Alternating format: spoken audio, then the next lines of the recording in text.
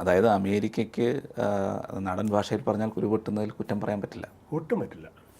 പക്ഷേ കുരു പൊട്ടിക്കും, കുശുമ്പുണ്ടായിക്കും, ഇങ്ങനെയല്ല കാണിക്കേണ്ടത്. ഈ വൃത്തിയായിട്ട പരിപാടിയല്ല കാണിക്കേണ്ടത്.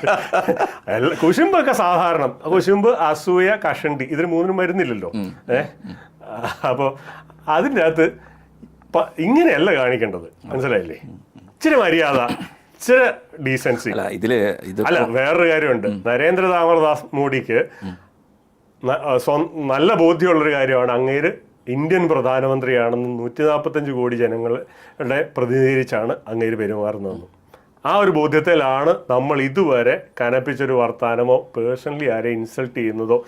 അതിൻ്റെ അകത്ത് എസ് ജയശങ്കറിനോടൊക്കെ ട്രംപിനെ പറ്റി എന്താണ് അഭിപ്രായം എന്ന് ചോദിച്ചിട്ടുണ്ടായിരുന്നു, ശശി തരൂരിനോട് ചോദിച്ചിട്ടുണ്ടായിരുന്നു ട്രംപിനെ പറ്റി എന്താണ് അഭിപ്രായം എന്നൊക്കെ പറഞ്ഞാൽ അവരൊക്കെ എന്ന് പറഞ്ഞാൽ ചോദ്യത്തെ തൊടാതെ ആ ട്രംപിനെ പേഴ്സണലായിട്ട് മുറിവേൽപ്പിക്കാതെ ഡീസൻ്റായിട്ട് സംസാരിച്ച് അങ്ങ് പോവുക ചെയ്തത്. മനസ്സിലായോ? ട്രംപ് കാണിക്കുന്ന പോലെ വെകിളി വർത്തമാനം പറയുകയല്ല ചെയ്യുന്നത്.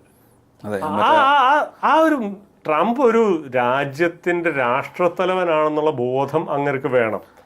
അതെ, ഈ പണി ഇതൊക്കെ കാണിക്കാം. ഈവൻ സാങ്ഷൻസ് ആണെങ്കിൽ പോലും ഇത്രയും ഇത് ചർച്ചയാവില്ലായിരുന്നു, കുറച്ചുകൂടെ ഒരു മാന്യത കാണിച്ചു. അതെ, നരേന്ദ്രമോദി വളരെ എന്താ പറയുക, പക്വമായിട്ട്, അങ്ങനെയല്ല, വളരെ വലിയ അല്ലെങ്കിൽ ടെറിഫിക് മാൻ എന്നാണ് ട്രംപ് പറഞ്ഞത്. പക്ഷേ ഞാൻ പേടിപ്പിച്ചു എന്നാണ് പുള്ളി പറഞ്ഞത്.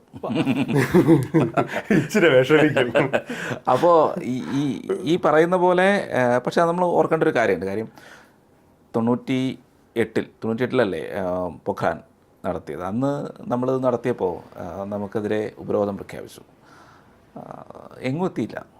ഇല്ല, ആ ഉപരോധമൊക്കെ പിൻവലിച്ച് ഏറ്റവും അവസാനം അമേരിക്ക നമ്മുടെ വയ്യാലെ വന്നിട്ട് പറഞ്ഞു നമുക്ക് കൂട്ടാകാം എന്ന് പറഞ്ഞ് തോളത്ത് കൈയൊക്കെ ഇട്ടുകൊണ്ട് നടന്നു പോകുന്ന സമയത്താണ് ഇപ്പൊ ഈ ട്രംപിന് ഈ പ്രശ്നം വന്നത്. അതെ, ഈ പറയുന്ന പോലെ എന്ത് പറഞ്ഞാലും ഈ 145 കോടി ജനങ്ങളെന്ന് പറയുന്നതും അവർ ഒരുമിച്ചൊരു രാഷ്ട്രത്തിൽ നിൽക്കുന്നതെന്ന് പറയുന്നതും ചില്ലറ കാര്യമൊന്നുമല്ല. അതൊരു ലോകത്ത് മറ്റ് ഒരു വളരെ കരുത്തുറ്റ, അതൊരു വലിയ സോഫ്റ്റ് പവറും കൂടെയാണ്. അതത്ര എളുപ്പമൊന്നും, പ്രത്യേകിച്ചും ആഭ്യന്തരമായിട്ടുള്ള കച്ചവടം അത് വളരെ വലുതാണ് ഇന്ത്യയെ സംബന്ധിച്ചിടത്തോളം. അങ്ങനെയൊന്നും ഇന്ത്യയെ ഇല്ലാതാക്കാനൊന്നും അത്ര എളുപ്പത്തിൽ മുട്ടുകുത്തിക്കാനൊന്നും കഴിയില്ല. ഇല്ല, പറ്റില്ല, യാതൊരു സംശയമില്ലാത്ത കാര്യവുമാണ്. കാരണം നമ്മൾ നരേന്ദ്രമോദി 2014 മറ്റേ ടൂറിന് പോകുന്നു, പ്രധാനമന്ത്രി ആയിരിക്കുമ്പോൾ നാടൊന്ന് കറങ്ങിയേക്കാന്നും പറഞ്ഞുകൊണ്ട് കറങ്ങുന്നു എന്നൊക്കെ പറഞ്ഞിട്ട് ഇപ്പം എന്താ നടക്കുന്നത്? ഈ ട്രംപ് ഈ ബഹളം എല്ലാം കൂടെ ഉണ്ടാക്കി കഴിഞ്ഞ് കഴിയുമ്പോഴത്തേക്കും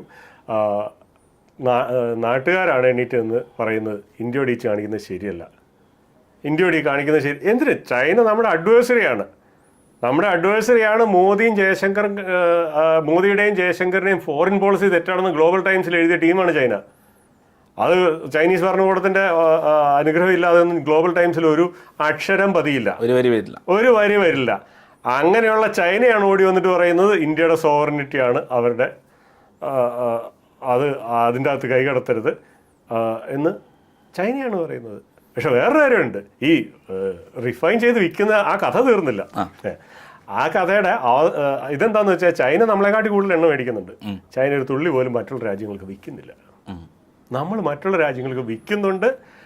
അമേരിക്കയുടെ ബിസിനസ്സിന് നേരെ വൻ ഭീഷണിയാണ്. അമേരിക്ക ഏതാണ്ട് 120 ബില്യൺ റിഫൈൻഡ് പെട്രോളിയം പ്രൊഡക്ട്സ് ആണ് വിൽക്കുന്നത്. നമ്മൾ 90-ലുണ്ട്. ഇച്ചിരി കൂടെ ഉള്ളൂ അവരെ കവർ ചെയ്യാനായിട്ട്.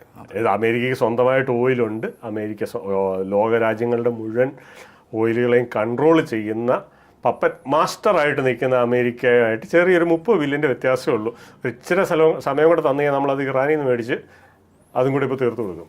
അല്ല, അത് ഈ പൊതുവെ ഒരു ലോക പോലീസ് എന്ന് വിചാരിച്ച് നടക്കുന്ന ഒരു രാജ്യം ചെയ്യുന്നതൊക്കെ തന്നെ ചെയ്യുന്നുള്ളൂ. ബാക്കി നമ്മളെങ്ങനെ അതിനെ എങ്ങനെ നേരിടും എന്നുള്ളത് മാത്രം നോക്കിയാൽ മതി. അല്ലാതെ അമേരിക്ക നന്നാവും അല്ലെങ്കിൽ നമ്മളോട് നല്ല രീതിയിൽ പെരുമാറണം, അമേരിക്കയ്ക്ക് അസൂയ പാടില്ല, അതൊന്നും നമുക്ക് പറയാൻ പറ്റില്ല. നമ്മളതിനെ നേരിടുക, അത്രയേ ഉള്ളൂ. അല്ല, നമ്മളതിനെ നേരിടാനേ പോകുന്നുള്ളൂ. കാരണം എന്താ വെച്ചാൽ ഈ പഴയ കിട്ടുണ്ണി പോലീസിന്റെ ഇടപാടും കൊണ്ട് ലോകത്ത് എല്ലാവരെയും വിറപ്പിച്ച് നടന്നുകൊണ്ടിരുന്നതെന്ന് പറഞ്ഞാൽ അവനവന് അംഗബലം ഇല്ലാത്തതുകൊണ്ടാണ് ആ പോലീസ് അന്ന് വിറപ്പിച്ച് നടന്നത്. ഇല്ലെന്നുണ്ടെങ്കിൽ ബാക്കിയുള്ള നാട്ടുകാരുടെ അടുത്ത് പോലീസിനെ ഉടുക്കും. അതെ അതെ അതെ. അതും കൊണ്ട് എന്നും അങ്ങനെ വിറപ്പിച്ചുകൊണ്ട് നടക്കാനും പറ്റത്തില്ല. അല്ല, ഇടയ്ക്ക് പറഞ്ഞല്ലോ അങ്ങനെ ഏതെങ്കിലും ഒരു വലിയ പിന്നെ ലോകത്തെ രാജ്യങ്ങളുടെ തലപ്പത്ത് ഏതെങ്കിലും ഒരു രാജ്യം ഉണ്ടെന്ന് ഞങ്ങൾ കരുതുന്നില്ല എന്ന് നേരത്തെ തന്നെ ഇന്ത്യ പറഞ്ഞിരുന്നു. അതൊരു വലിയ പ്രസ്താവന തന്നെ നടത്തി.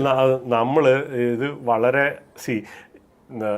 ഇത് നമ്മൾ വളരെ വളരെ കാൽക്കുലേറ്റഡ് ആയിട്ടാണ് ഇതിനെ അപ്രോച്ച് ചെയ്തിരിക്കുന്നത്. അതിൻ്റെ അകത്ത് ലൈക്ക് ഓൾവേസ് ഹോംവർക്കാണ് ആദ്യം മോദി ചെയ്തത്. അത് കഴിഞ്ഞിട്ടേ പുറത്തിറങ്ങിയിട്ടൊരു ഇത് പറഞ്ഞിട്ടുള്ളൂ. രണ്ടാമത്തെന്ന് പറഞ്ഞാൽ മറ്റേ എനിക്ക് എന്ത് നഷ്ടം വേണേ ഉണ്ടായിക്കോട്ടെ എന്ന് പറയുന്നതിൻ്റെ അകത്ത് അദ്ദേഹത്തിൻ്റെ എന്നാലും ശരി ഞാൻ കർഷകരുടെയും സാധാരണ കർഷകരുടെയും മീൻപിടുത്തക്കാരുടെയൊക്കെ കൂടെ നിൽക്കുമെന്ന് പറയുന്ന ആ പ്രസ്താവന, ആ നഷ്ടമെന്ന് പറയുന്നത് രണ്ടാണ്. ഒന്ന്, അദ്ദേഹത്തിൻ്റെ ജീവൻ തന്നെ പോയേക്കാം. രണ്ട്, റെജീം ചേഞ്ച്. ഇത് രണ്ടും കുറേ നാളായിട്ട് നോക്കുന്നുണ്ട്. ഇന്ത്യയിൽ 2013 മുതലാണെന്ന് തോന്നുന്നു നരേന്ദ്രമോദിക്ക് Z++ ആണ് സെക്യൂരിറ്റി. അതായത് അദ്ദേഹം പ്രധാനമന്ത്രി ആവുന്നതിന് മുമ്പ്, അതിന് ശേഷവും ഈ രാജ്യത്തെ ഏറ്റവും ഗാർഡഡ് ആയിട്ടുള്ള രാഷ്ട്രീയക്കാരിലും രാഷ്ട്രത്തലവന്മാരിലും ലോകത്ത് തന്നെ ഏറ്റവും ഗാർഡറായിട്ടുള്ള രാഷ്ട്രത്തലവന്മാരിലും ഒരാളാണ് നരേന്ദ്ര ദാമോദർ മോദി. വെറുതെ ഇരിക്കുകയല്ല, ഹോംവർക്ക് ആദ്യം ചെയ്തിട്ട് തന്നെയാണ് കാര്യത്തെ, യാതൊരു സംശയമില്ല.